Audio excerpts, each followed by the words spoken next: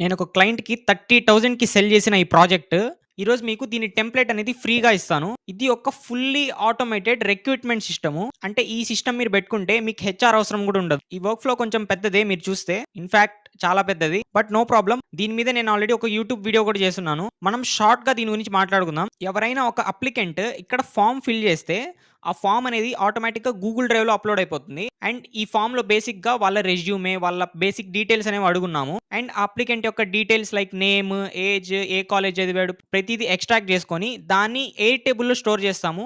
Air table or Google sheets ఏదైనా మనం తీసుకోవచ్చు. అండ్ ఏదైతే రెజ్యూమే అప్‌లోడ్ చేశాడో ఆ రెజ్యూమేని ఇక్కడ డౌన్‌లోడ్ చేస్తుందన్నమాట గూగుల్ డ్రైవ్. అండ్ ఈ రెజ్యూమే అనేది పీడీఎఫ్‌లో ఉంటుంది. ఆ డాక్యుమెంట్‌లో ఉంటుంది. దీన్ని మనం టెక్స్ట్‌లోకి ఎక్స్ట్రాక్ట్ చేయాలి. దానికోసం అని చెప్పి మనం ఈ నోడ్ వాడాము. ఇక్కడ మనం ఆ పీడీఎఫ్ డాక్స్‌ని ఎక్స్ట్రాక్ట్ చేసి టెక్స్ట్‌లోకి చేంజ్ చేస్తాము. అండ్ ఆ టెక్స్ట్‌ని ఒక ఏఐ ఏజెంట్‌కి ఇస్తాం. ఈ ఏఐ ఏజెంట్ చేసేదేంటి అంటే, ఆ రెజ్యూమ్ చూసి, ఆ రెజ్యూమ్‌కి ఒక ఏటీఎస్ స్కోర్ ఇస్తుంది. అండ్ ఆ స్కోర్ అనేది 70 కంటే పైనుంటే, ఆ క్యాండిడేట్‌ని సెలెక్ట్ చేస్తుంది. ఒకవేళ 70 కంటే కిందుంటే, ఆ క్యాండిడేట్‌ని రిజెక్ట్ చేస్తుంది. అండ్ వాళ్ళ డేటాని ఇక్కడ ఆటోమేటిక్‌గా మళ్ళీ డేటాబేస్‌లో స్టోర్ చేస్తుంది. యాస్ ఐ సెడ్ రిజెక్టెడ్ అయితే ఇంక అక్కడితో ఆగిపోతారు. ఒకవేళ వాళ్ళు షార్ట్ లిస్ట్ అయ్యారు అంటే, ఈ ఏఐ ఏజెంట్ వాళ్ళ రెజ్యూమ్‌కి ప్రకారము వాళ్ళకొక సెపరేట్ ఎగ్జామ్ అనేది తయారు చేస్తుంది. అండ్ దాన్నే మనం క్వెషనియర్ అన్నాము. అండ్ ఈ క్వెషనియర్‌ని ఒక ఎన్8 ఫార్మ్ లాగా మనకిస్తుంది.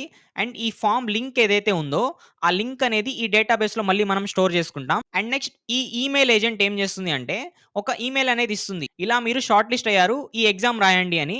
అండ్ వన్స్ ఆ ఎగ్జామ్ అనేది రాసిన తర్వాత ఇక్కడ సెండ్ ఈమెయిల్ దగ్గర ఆ నోడ్ అనేది ఈమెయిల్ అనేది సెండ్ చేస్తుంది. నెక్స్ట్ ఒకవేళ ఆ ఎగ్జామ్‌లో షార్ట్ లిస్ట్ అయ్యాడు అంటే ఆటోమేటిక్‌గా ఈ ఏజెంట్ అనేది వాళ్ళతో అపాయింట్‌మెంట్ అనేది బుక్ చేసేసుకుంటుంది ఫర్ యాన్ ఇంటర్వ్యూ.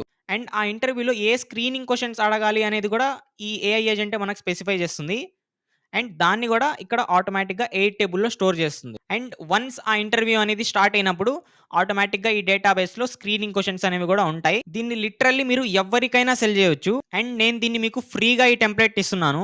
అండ్ మీరు ఇలాంటి ప్రాజెక్ట్‌ని ట్యుటోరియల్‌తో పాటు నేర్చుకోవాలి అనుకుంటే నేను నా యూట్యూబ్ ఛానెల్‌లో ఆల్రెడీ అప్‌లోడ్ చేసేసాను. You can just go there and watch it. మీకు దీని టెంప్లేట్ అండ్ ఆ యూట్యూబ్ లింక్ 2 కావాలి అంటే మీరు మన పేజ్‌ని ఫాలో చేసి లింక్ అని చెప్పి కామెంట్ చేయండి. మీ డీఎంలోకి ఇవన్నీ పంపిస్తాను.